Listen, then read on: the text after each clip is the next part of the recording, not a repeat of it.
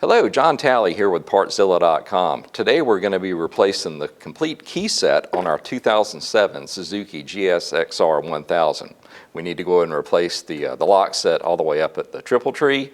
Then we need to replace the one on the fuel tank, and then finish it off by replacing the lock on the seat. So, if you're ready, let me go grab a couple of tools and I'll show you how to get it done.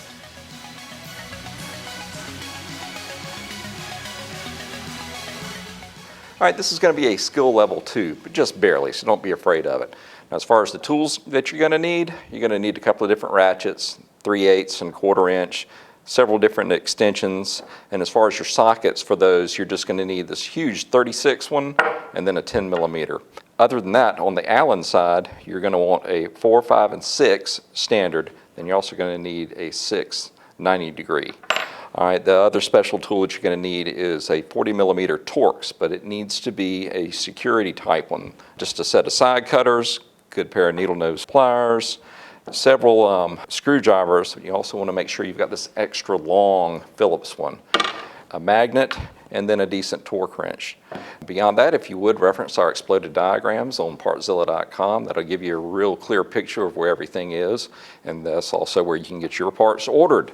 Now, for this particular job, I'm actually using an entire lock set kit, so it's under one part number, and that'll include all the pieces that you need to get done. So, once you have your tools and your parts together, we can go over there and we'll get started.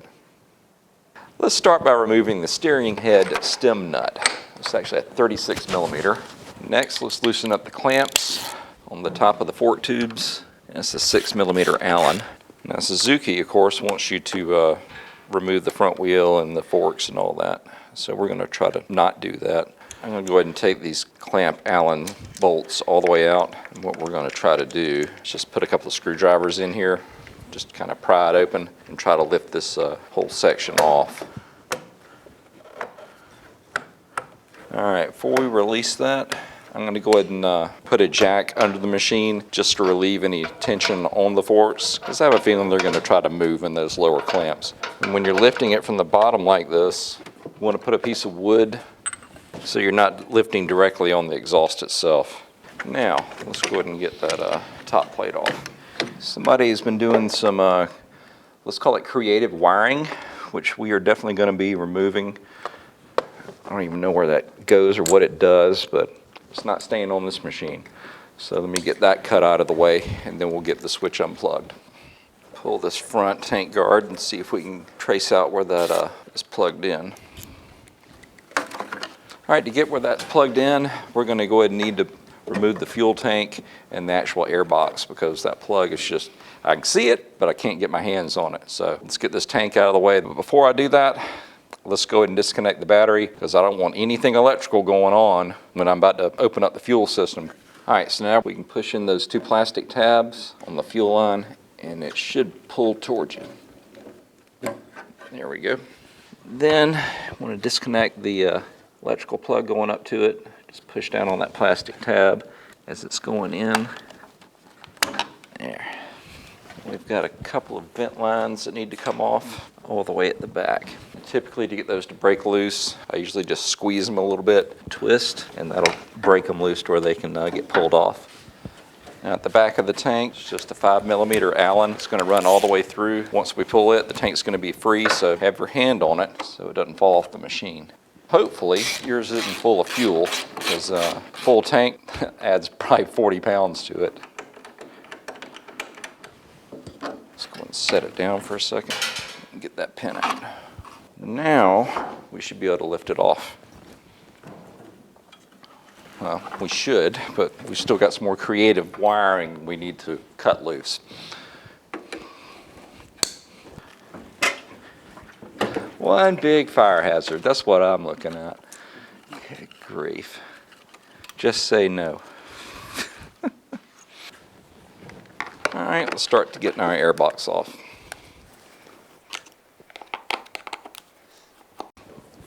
All right, what we need to do next is take out this 10 millimeter up front, loosen up the clamps.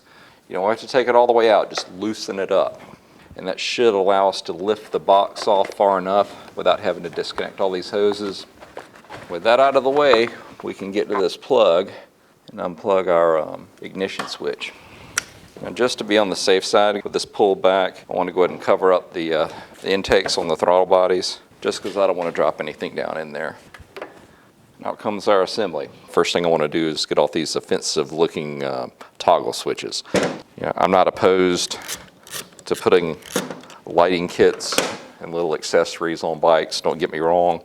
But what I am opposed to is doing it wrong. This is not the way to do it, guys. Now, let's get this pulled off. Now, to do this, you're going to have what they call it's a Torx bit, but it's a security edition where they actually have a hole drilled in the bottom of it. So, without that, you're not going to be able to do this. And I'm pretty sure when they put them together, they used a red Loctite, and that's what we'll put it back together with. Yep, red Loctite. All right, that's off. Let's get the new one on. Try not to lose these this time.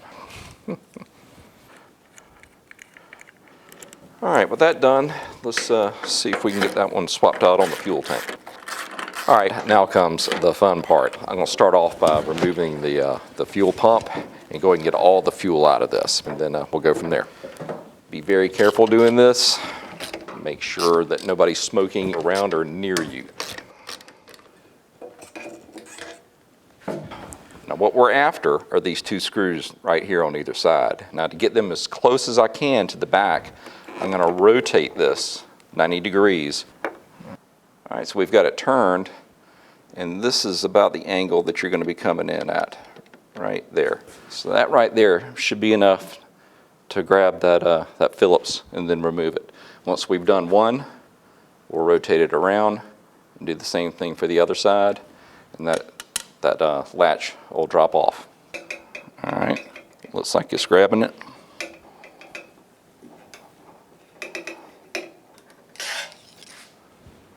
There's one. Let's rotate it around and see if we can get that other one.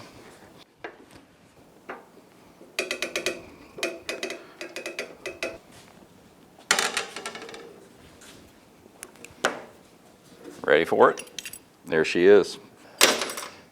Everything came out, all the different pieces. She's out of there. All right, with that done, let's go ahead and get our fuel pump back in there, spin it over, and get it put back together.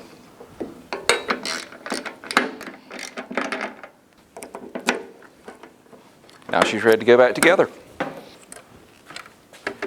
All right, let's go ahead and get this ignition switch on there. Route this back up around the frame and plug it back in. All right, before I close this up, if you haven't changed out your spark plugs in a while, now would be the time to do it, because you have to go all the way down here just to get those swapped out.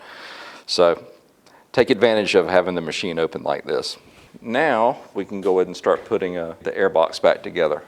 All right, these intake boots can be a little tough to get them snugged back down. So what I typically do is just spray them down with some contact cleaner, and granted it's going to evaporate really quick, so you have to move fairly fast to get this back on there. All right, don't forget to plug in your sensor, otherwise you're going to get a FI light code. We'll go ahead and finish putting the airbox together and tighten these clamps down, and then we'll start putting that head bolt back on. And this one's going to be torqued to 65 foot-pounds. Now we can put our Allens back in, clamp back down on those fork legs. All right, next up we're going to install the fuel tank. I'll make sure this little spacer's in there. We're going to lay it up there flat first, get our pivot pin in, and then we'll go in and connect up the fuel lines and the vents and the wiring for the fuel pump. And now we can lower it back down. Now we can get on our tank shroud. It's just held in by one bolt up front, these two side pieces that go in here, and then on the inside of the tank you have a couple of screws. All right, so we've got our ignition switch done, we've got our fuel tank done. Now there's one more. There's actually a seat latch lock that's up under this fairing, and it's just got a little sliding clip that goes in and then disconnects from the cable that's routed up to the seat latch. Let's get part of this tail section pulled back. And yes, I'm aware just how beat up all this plastic is, but we'll be replacing that in a separate video. All right, let's get our cable out first. Pull straight up, swing it around, and then lift it out. Now, remove that clip, it just slides off. Lift the bracket over it, and drop it out the bottom. Have our new lock. Slide that clip back on. Reattach our cable. Swing it around. And put it back in its holder.